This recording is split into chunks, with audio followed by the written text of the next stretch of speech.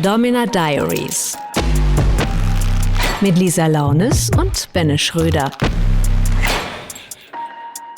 Wer leiden will, muss zuhören. Hallo und herzlich willkommen, liebe Sklavis, zu Domina Diaries. Sklavis, hallo, schön, dass ihr wieder dabei seid, ne? Jawohl, wir haben die nächste Folge von hoffentlich eurem liebsten Podcast mittlerweile. Wir geben uns ja die größte Mühe, dass es euer liebster Podcast auf der ganzen Welt wird, Domina Diaries, wo wir den kompletten Arbeitsalltag einer Domina auseinandernehmen und unsere traumhafte, perfekte, wundervolle Domina ist Lisa Launes. Hello! Ja, es ist auch immer wieder schön, mit euch, ja, sage ich mal, und auch die ganzen Leute, wo mir schreiben und die ganzen Fragen, wo natürlich auch kommen, die wollen wir natürlich auch auseinandernehmen und euch natürlich beantworten, ne? Und ja, es ist mir eine Freude, ne? So, deswegen haut eure Fragen raus. Wo du es gerade sagst, wir haben eine Frage bekommen, die kam heute erst rein von Katja. Und die Frage ist, was ist eigentlich dieses Poppers, was Lisa ihren Sklaven manchmal verabreicht? Das kannst du doch mal eben erklären. Ja, also das Poppers, das kriegst du zum Schnüffeln, oder ich habe Poppers Maske oder so fürs Gesicht, ja, und das Poppers tut man auf Watte oder die schnüffeln an der Flasche und dann hältst du ein Nasenloch zu und dann ziehen die das rein, ja, und es gibt denen so einen kleinen Kick, so ein Geilheitskick und einen Entspannungskick für die Muskulatur, ja. Also da kriegen die praktisch zwei Kicks. Und im Prinzip, wenn ich dann halt anal zugange bin, sage ich immer, du nimm doch ein bisschen Poppers, weil dann sind die bei mir hier auf dem Günststuhl, seht ihr ja, dann liegen die da drauf, ein bisschen Poppers und dann sind die einfach relaxed und anal zugänglicher, ne? So. Und dann haben die auch beim Orgasmus einen besseren Kick als ohne das Poppers, ne? Also Muskelentspannung, das ist dann, ja, am Ende tut's wahrscheinlich auch weniger weh, ne, wenn man jetzt nicht so erfahren ist ja, und irgendwie penetriert wird. Das erweitert anscheinend die Herzkranzgefäße, ja, und der Effekt, was dabei entsteht, ist einfach dieser Kick, dieser Geilheitskick, ne, und ein Entspannungskick für die Muskulatur, ne, weil manche sind ja ganz verkrampft, wenn die hier auf dem Günststuhl sitzen, ja, und ich dann so anfange mit Anal ein bisschen, ne, dann sind die ja erstmal etwas verkrampft. Dann gibst du denen ein bisschen Poppers unter die Nase zum Schnüffeln oder mit einer Maske, ne, und dann sind die zugänglich, ne.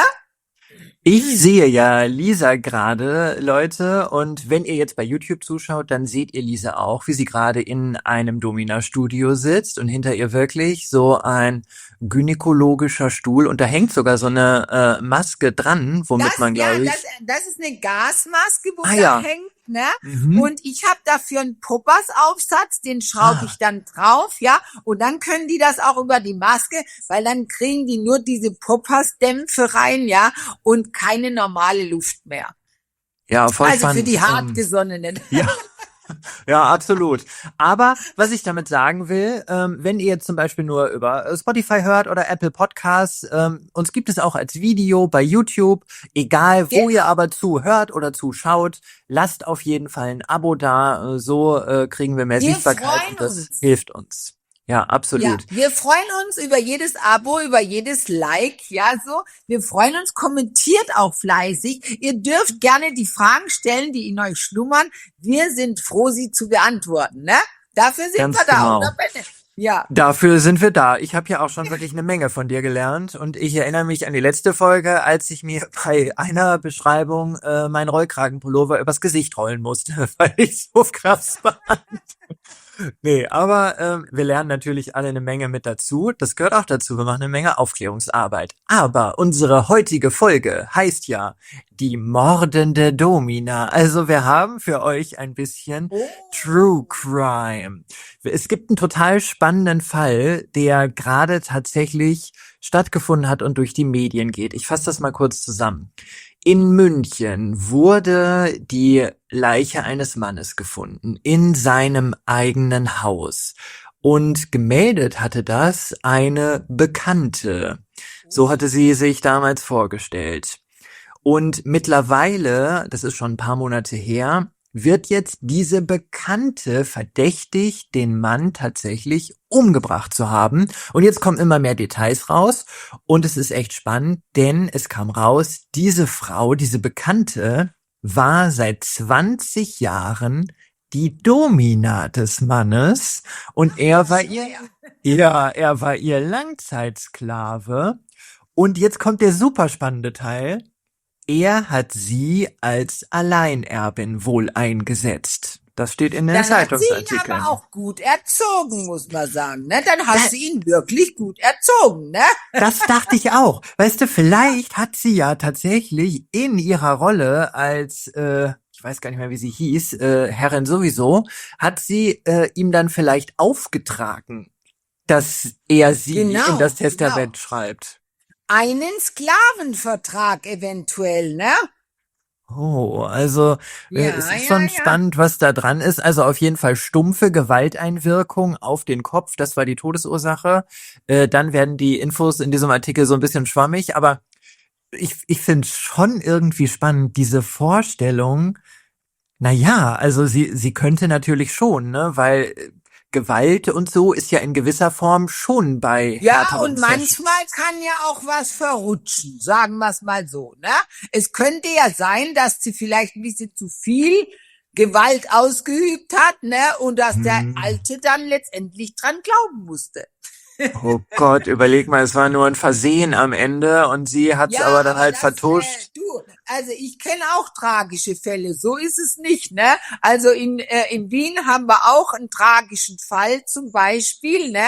Da hat eine Domina ein Erhängungsszenario gemacht, ne? Mit einer Schlinge um den Hals und so weiter, hat den Sklaven dann auf einen Stuhl gestellt und ist ins Nebenzimmer gegangen, hat ihn alleine gelassen und hat zu ihm gesagt, du, ich komme gleich wieder, ja, weil sie auch etwas Poppers oder irgendwas holen musste, ne, und geht 5 Minuten raus in ein anderes Zimmer, kommt zurück und der Alte, der Sklave, hängt am Galgen dran, und war gestorben, ne, so. Der hat sich selber den Stuhl weggekickt, er wollte sich umbringen, ne, und ist dann der ist in den Erstickungstod gestorben, ne? Der hat sich praktisch selbst erhängt in Wien, ja. Der Fall war ganz groß in den Medien.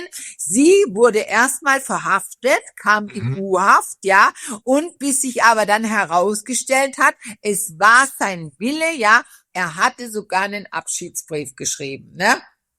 Also wenn du dann aber in dem Moment aus dem Nachbarzimmer zurückkommst und das natürlich Albtraum, ne? Wenn du dann raffst, oh Gott, also, jetzt gehängt.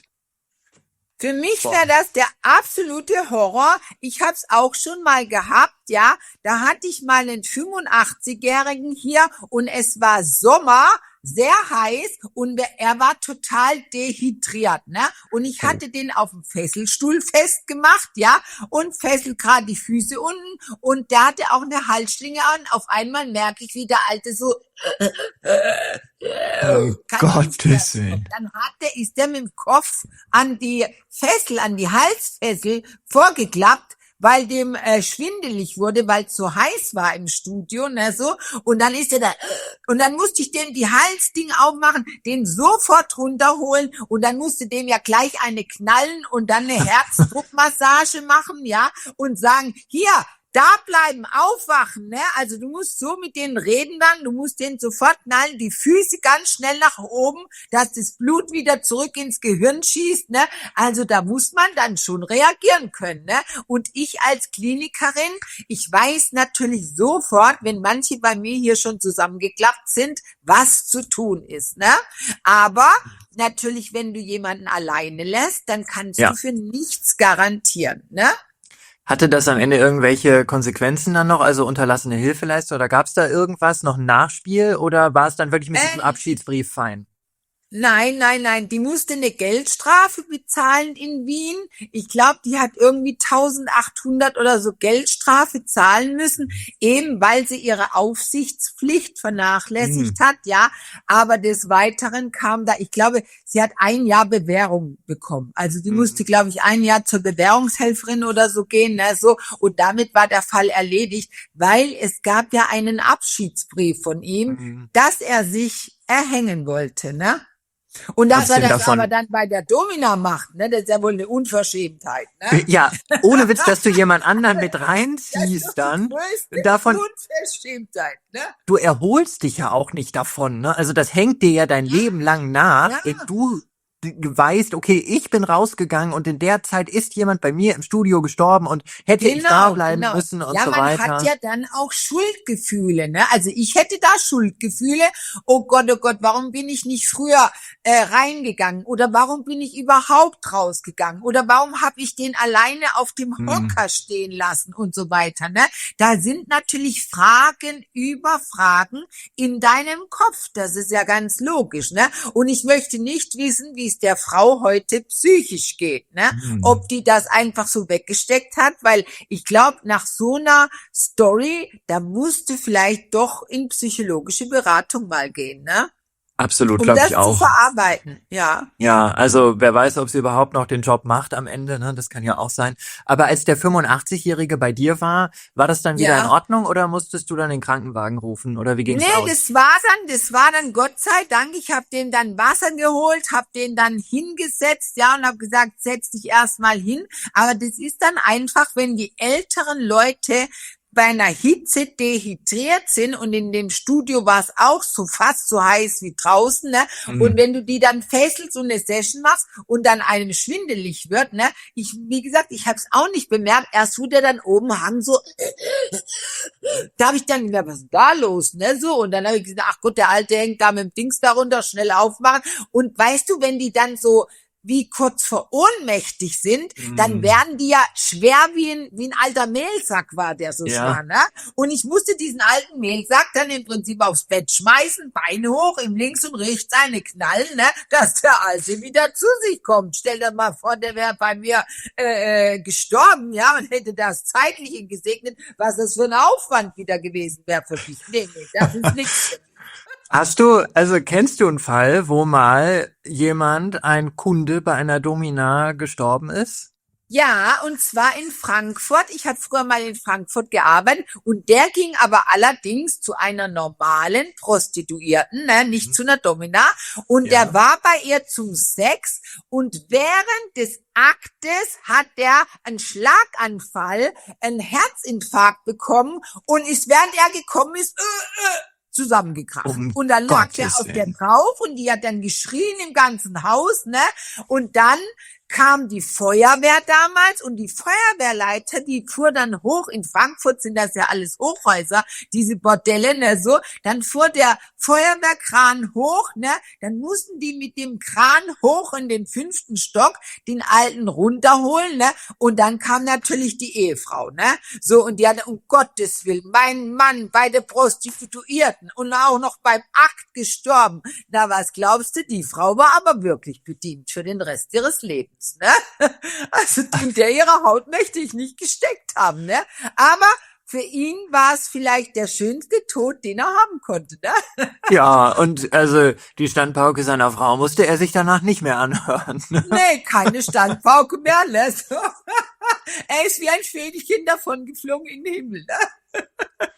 Hey, Wahnsinn. Ja, das Ich ist sag echt ja, also krass. hier in diesem Milieu, sag ich mal, gibt es schon viele Stories. Also wir könnten ja auch mal andere befragen, was die alles erlebt haben und so. Und also ich kenne einige, die hier in diesem Geschäft schon einiges erlebt haben, ne? So, aber wie gesagt, Todesfälle gibt's natürlich auch hier, ist ganz klar, ne? Mhm. Ja, aber ist echt spannend, die Idee. Also vielleicht Und schauen ja auch andere zu. jetzt will ich mal kurz das Thema Ja. Mooshammer in den Raum werfen, ne? Oh. Rudolf Oh. Mooshammer Mooshammer. fuhr ja mit seinem, stand ja immer auf so Schwule vom Straßenstrich, ne? So, und fuhr dann immer auf den schwulen Strich nachts Ja. in München, ne?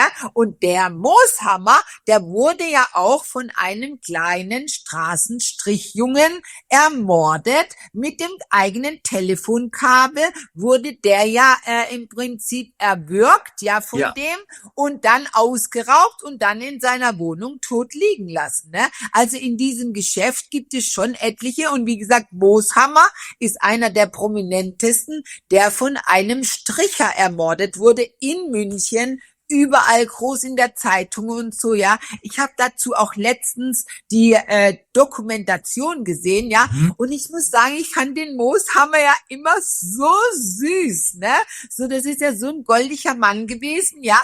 Aber wie gesagt, dieser junge Mann, der hat ihm natürlich, ja, einen Strich durchs Leben gemacht, ne. Und das Ja. für ein paar tausend Euros, ne.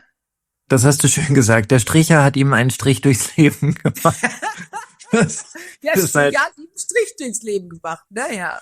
Ja, stimmt. Das war ja auch in München. Ja, guck mal, vielleicht. Das war in München ganz groß in der Presse. Das war ein Riesenauflauf auch, ne? Und da waren viele Leute natürlich sehr schockiert, obwohl jeder wusste, hinter vorgehaltener Hand wusste jeder, dass Rudolf Mooshammer jeden Abend oder jeden zweiten Abend mit seinem Chauffeur über den Strich fuhr und sich kleine Jungs eingeladen hat. Das ist auch so krass mit dem Chauffeur. Da denke ich immer. Ja, der also, Chauffeur war ja mit dabei. der war dabei, ne? Und hat dann gesagt, Der war also dabei, wie, ja. ja, der da vielleicht, soll ich bei dem mal halten? Der ist doch ein Süßer. Ne? Also, Nee, das der ist schon Rudolf krass. hat es immer so gemacht. Er hat dann immer seine Handfenster auf und die Hand so rausgemacht und hat sie Ey. gewunken. Aber das Also war Wahnsinn. auch ein feiner Kerl irgendwie, ne? Ich meine, für seine sexuellen Neigungen konnte er ja nix, ne? Er kam ja irgendwie auf die Welt und ich sag immer, mein Gott, wenn jemand so eine Neigung hat oder so, ja, dann was soll's, ne? Also ich bin die Letzte, wo dagegen was sagen kann und ich stehe auch total hinter diesen ganzen Homos und so weiter, hinter dieser LGBTQ-Community, ja, so, weil ich finde, jeder hat ein Recht zum Dasein, ne? Jeder hat das Recht, die Person zu lieben und mit der Person Und glücklich mit zu der sein. Person was zu machen, wo er möchte, ne? Dass es dann natürlich so tragisch endet, ist natürlich wirklich, ja, schrecklich, Ja. ne? Aber, wie gesagt, that's life, ne? Der hatte natürlich eine Vorliebe für besonders deutlichst jüngere Männer als Genau. er selbst. Ne? Ja, aber am Ende, wo die Liebe oder die Lust dann auch am Ende hinfällt. Du hast gerade noch was Schönes gesagt. Du weißt nicht, was Kolleginnen von dir schon alles passiert ist. Ja. Vielleicht schauen oder hören ja auch ein paar andere Dominas zu und die haben noch ein paar Bestimmt. Geschichten.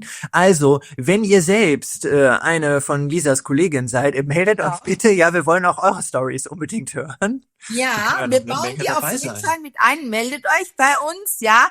Und vielleicht findet ihr dann ja auch bei uns im Podcast statt oder hier Ja. im YouTube-Sender, Ja. ne? Das wär wär schon cool. natürlich sehr schön, ja. Würden wir uns drüber freuen. Eine Wir Sache würden hat mich uns an freuen. dieser München-Geschichte mit dem ermordeten Mann hat mich noch stutzig gemacht. Und zwar 20 Jahre kannten die sich und es stand da ja, er war ihr Langzeitsklave. 20 Ja. Jahre zu der gleichen Domina, das ist ja dann schon eine heftige Beziehung, ne? Das ist Ja, ja, natürlich, klar. Wahnsinn. Also ich habe ja auch manche Sklaven, die gerne mein Haussklave wären, ja, und so weiter. Oder mein Chauffeur, mein Einkaufssklave, ja. Ich bevorzuge leider Gottes nur Geldsklaven, ne, weil diese Haushaltssklaven und alles, das ist mir alles zu anstrengend, ne. So, ich möchte keine Sklaven in meinem privaten Bereich haben, ja, weder bei mir privat zu Hause, noch als Chauffeur, noch sonst was, weil ich finde, da verschwimmt immer so ein bisschen das Verhältnis zwischen Domina und Sklave. Und deswegen nehme ich zum Beispiel keine Haus- und Putzsklaven, ja so, weil wenn ich nach Hause komme, dann möchte ich meine Ruhe haben und dann möchte ich nicht, dass da irgendeiner nackt vor mir rumtänzelt mit seinem Putzwedel in der Hand und dann, Herrin, hier soll ich die Füße noch massieren und dies und das, ja. Also wenn ich nach Hause komme, dann bin ich froh, wenn ich abschalten kann, meine Ruhe habe und dann möchte ich sowas einfach nicht zu Hause haben. Ich habe das ja hier die ganze Woche, ne? Ja. Ich habe das Oder gesehen. über Wochen, ne? Ja, Sogar krass. über Ich habe Wochen. das gesehen bei einer anderen Domina aus Hamburg von der Reeperbahn da ums Eck und die hat tatsächlich so einen, also lass den Ü70 sein, so einen Ja, Sklaven, der ihr quasi, also der dabei ist in so einem Hinterzimmer, wenn sie andere Sklaven empfängt und dann sagt, ja, bring mal ein Wasser, bring mir meine Birkenstocks, ich will nicht ja, aus den ja. Stiefeln raus und so. Also der ist wirklich wie so eine Art Personal Assistant mehr, ne? Also da ist nichts Sexuelles Ja, irgendwie dran. ja, ja, klar, natürlich. Also das gibt's auf jeden Fall. Ich habe ja auch im Studio Sklaven, ne? Ich hatte auch gerade hier 2 Stück auf einmal in einem Termin, ne? Weil es Okay. einfach gerade gepasst hat, ne? Habe ich heute Vormittag gesagt, naja gut, ich kann die beide, die wollen zu gleichen Zeiten kommen. Da habe ich gesagt, zerreißen kann ich mich nicht, dann kommt er eben zusammen, ne? So, dann habe ich erst den einen eingeladen, mit ihm angefangen, ein Klinikprogramm zu machen und danach eine Stunde später kam der andere, den habe ich dann noch mit eingebaut und dann konnten die hier beide zugange sein. Ne? Ich hatte nicht so viel zu tun und die 2 waren happy. Was gibt es Schöneres? Super. Also du gibst die Arbeit quasi ab. Das ist ja quasi nur Delegieren, Outsourcing von Ja, Arbeit und dann genau. konnten die beiden miteinander. So Ja, sieht's okay. aus, ja. Als Domina muss man natürlich auch ein bisschen ausgefuchst sein, ne? Und man muss natürlich dann, wenn es irgendwelche Differenzen gibt oder ja, dann muss man einfach sagen, okay, wir machen das jetzt so. Und die Sklaven haben sowieso bei mir zu spuren, ne?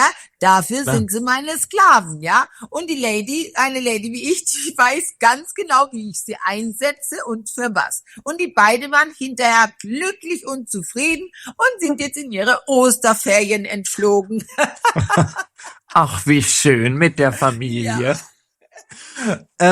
Du hast sehr deutlich gemacht, also du willst das nicht, ne? Weil du sagst, das verschwimmt dann, kann ich mir auch voll vorstellen, weil genau, du, ja. du bist ja nicht, also wenn du die Domina im Studio bist, bist du nicht zu 100% die gleiche Person, wie wenn du jetzt zu Hause auf der Couch liegst und dir bei Netflix eine Serie reinziehst, ne? Du müsstest dann ja auch zu Hause, wenn du jemanden hättest, immer dauerhaft in dieser Domina-Rolle durchgehend drinstecken. Das ist ja sau Ja. anstrengend am Ende Aber auch. ich sagte mal eins, ja, ich brauche mindestens, wenn ich heimkomme, immer 3 bis 4 Tage, bis sich die Domina abgelegt hat. Wenn du natürlich wie ich über Wochen unterwegs bist und ständig in dieser Rolle drin bist, ja, und nach Hause kommst, dann legst du diese Rolle nicht mal einfach so in die Schublade und machst die Schublade zu.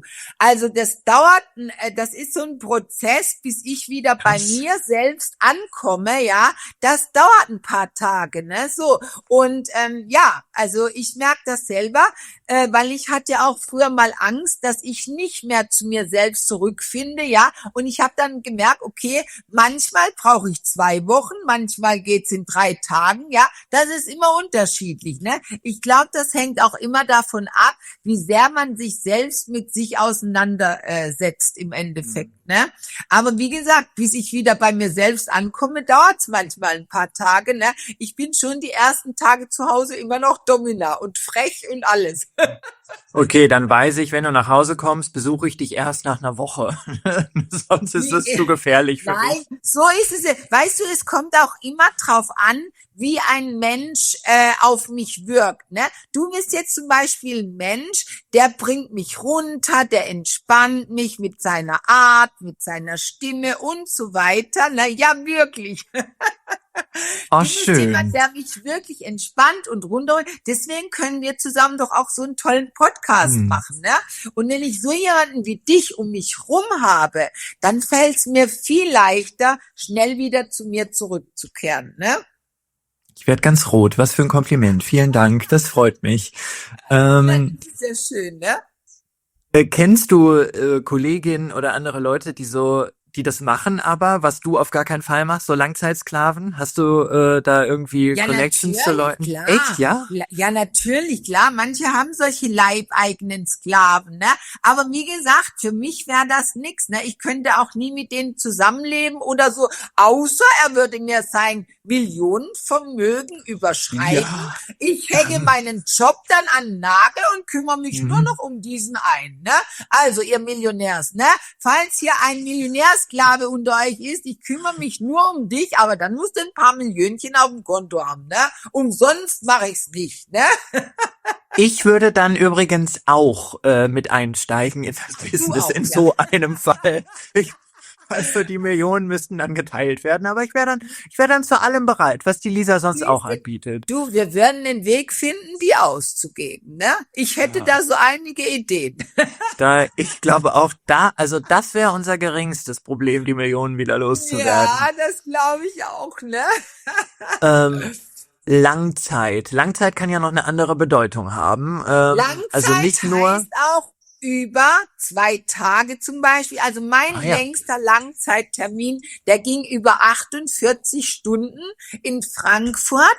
Das war ein hochgradiger Professor, ne? Und mit dem krass. habe ich 48 Stunden Session gehabt, ne? So. Und danach bist du aber wirklich auch platt, ne? Also da brauchst du erstmal 2 Tage, um dich wieder zu erholen, ne? So. Aber ich habe in den 2 Tagen damals 8.000 Euro verdient, ne? Ey, Und dann Wahnsinn. beißt du halt da beißt du die Zähne mal zusammen, ne? Auch wenn du todmüde bist. Du denkst dann immer, naja gut, aber 8.000. Ja, ja. So, und dann kneifst du die Zähne da schon zusammen, ne? Und ziehst diesen Termin durch, komme was wolle, ne? 48 Stunden. Also Ja. kommt er dann 8 Stunden, geht dann 5 Stunden nach Hause, kommt dann wieder? Nein, Oder ist der wirklich bleibt durchgehend? komplette 48 Boah. Stunden am Stück bei mir. Komplette 48 Stunden bleibt er dann im Studio, ne? Und dann musst du den 2 Tage lang beschäftigen, ne? Wie? Also was machst du dann alles? Benutzt du jede Maske, die du hast, jede Peitsche? Also was Ja, macht man oder denn? jemand wird dann auch mal fixiert, gefesselt und kriegt Liegezeit oder, ja. Klinikprogramm, SM-Programm, da gibt's ja so viel, ja. Ich weiß noch, ich habe dann mit dem, weil mir nichts mehr eingefallen ist, habe ich mit dem Brandings gemacht. Ich habe dann ein Feuerzeug genommen, eine Gabel heiß gemacht und habe die dem dann auf den Schwanz gebrannt, ja, weil er immer noch Gottes Schmerzen Willen. haben wollte. Dann habe ich ich habe da die Gabel, bis sie geglüht hat, auf dem ausgedrückt, ne? Also es war schon heftig, ne? Und das musst du dann natürlich auch hinterher verarbeiten, ja? Wenn jemand dann so extrem auch ist, ja? Also ich habe ja auch da so extreme Leute, ne? Manche wollen die Hoden in der Mitte, den Sack aufgeschnitten kriegen und dann die Eier freigelegt bekommen und so nein. weiter, ne? Ja, es sind ja schon heftige Sachen, die sich viele manchmal wünschen, ne? Und vor allem, wenn man den Klinikbereich macht, wie ich, ne, da hat man natürlich viele spezielle Fälle, ne? Aber da sind wir halt wieder bei dieser Sache, hier, also du sagst, du stellst ganz sicher niemals jemanden bei so einer Erhängungssache auf einen Hocker, das würdest du niemals machen. Und auch, wenn es darum geht, du schneidest irgendwas auf, da sagst du ja auch nein, das ist ja eine Grenze. Ja, natürlich, klar. Deswegen habe ich dir ja per WhatsApp Erhängungsvideos, Szenarien von mir geschickt, damit du mal siehst, dass ich das auch mache, ja. Und ich weiß, man darf da auf gar keinen Fall jemand in so einer Situation, wenn er eine Schlinge um den Hals hat und irgendwo hängt alleine, dann darfst du nie aus dem Raum gehen und du darfst solche Leute nie allein lassen. Also das war der größte Fehler, was die Domina damals in Wien gemacht hat, ne, dass sie diesen Sklaven allein im Zimmer mit der Schlinge Schlinge um den Hals gelassen hat. Ne? Und das würde ich zum Beispiel niemals tun. Ne? Nee, und deine Videos waren ja auch echt so, also ich habe so einen kurzen Einblick bekommen, wie das läuft. Die Leute standen ja auch auf dem Boden und diese Schlinge war ja jetzt, also das Seil, das oben an einem Balken befestigt war, das war jetzt auch nicht komplett so auf Spannung, ne? Also da war immer so ein bisschen Also ich Sicherheit. ziehe dann schon dran, aber es muss schon für ihn dann, wenn er alleine dasteht, locker sein, damit er sich nicht selbst erhängen kann, ne? Ja. Boah. Also du Geschichte siehst, einfach. es gibt viele Themen noch, die wir hier zu besprechen haben, ne? Und Ja, uns da geht kommt der noch- Redebedarf nicht aus. Nee, wir haben wirklich noch eine Menge vor uns. Es wird auch übrigens immer und immer wieder gewünscht, da haben wir schon ein paar Nachrichten zu bekommen, dass wir bald endlich aufklären, wie ist Lisa eigentlich dazu gekommen, Domina zu werden? Und du machst ja so ein krasses Geheimnis raus und du sagst ja auch immer, oh mein Gott, Ja, Leute, weil, das ist die krasse also, Geschichte. Ja, weil ich habe da schon meinen Film im Kopf, mein Buch, das ich schreiben will, ja, und ich habe da schon angefangen mit meinem Buch und ich weiß, wenn ich davon erzähle, wie ich da reingekommen bin und was ich alles in der Zeit mitgemacht, erlebt habe, mir selber angetan habe, meinem Körper angetan habe und so weiter, da werden hier viele mit den Ohren schlackern und sagen, boah, das hätte ich jetzt nie erwartet bei ihr, ne, so. Und deswegen müssen wir dieses kleine Geheimnis noch, da müssen wir noch ein bisschen mit warten. Wir können nicht gleich das ganze Futter für die Säue schon verstreuen, ne? Ja, also es ist hier ja schon manchmal echt lustig und wir reden so über leichte Sachen und so weiter, aber klar, du hast in deiner Vergangenheit auch echt eine Menge mitgemacht, durchgemacht und das wird, glaube ich, ein Part in unserem Podcast, der echt Tiefe hat und der es in sich Genau. hat. Und das Und ist dann vor am Ende allem, nicht was für jeden. Ja, und vor allem, ja, das sehen ja auch dann viele daran, ne, wie sehr Mensch ich auch bin, ja, und ja, also das ist einfach ganz viele Themen, wo einfach ganz tief gehen und ich habe ja auch von familiärer Seite und so weiter, ich habe ja da auch einiges an Gegenwind und so weiter bekommen, ne, und das muss man natürlich alles auch mal erörtern hier, ja, und ich habe heute alles geklärt und wenn es mir nicht gut gehen würde, würde ich heute nicht mit dir hier sitzen und talken, ne? Absolut. Und ich freue mich, dass es genau so ist. Leute, eine Sache ist für euch ganz wichtig. Wenn ihr zu Lisa geht, da seid ihr in Sicherheit und ihr müsst keine Angst haben, dass euch was passiert und dass Lisa irgendwann als die mordende Domina in der Zeitung auftaucht. Das glaube Also. ich nicht, obwohl es manche Sklaven die auch manchmal erwürgen könnte, ne? Ja, so, das weil sie so glaub ich. frech sind oder so nervig, ne? Aber bei mir seid ihr in guten Händen, ne? Genau so ist es. Leute, das war's. Unsere heutige Folge, unsere kleine True Crime Time hier in Domina Genau. Diaries. Und wie immer gilt, wir freuen uns über jedes Abo, jeden Like. Teilt es, erzählt's weiter und so weiter. Genau, wir freuen uns auf jede Abonnement, ja, auf jedes Like und kommentiert ruhig, ja, und schickt uns eure Fragen, die Ja. euch beschäftigen, was euch interessiert, ja, was euch fehlt, was ihr noch gerne hören möchtet und so weiter. Wir freuen uns darüber zu hören und zu lesen, ne? Also, bis zum nächsten Mal, liebe Sklavis. Tschüss. Bis, ciao. Domina Diaries mit Lisa Launes und Benne Schröder. Wer leiden will, muss zuhören.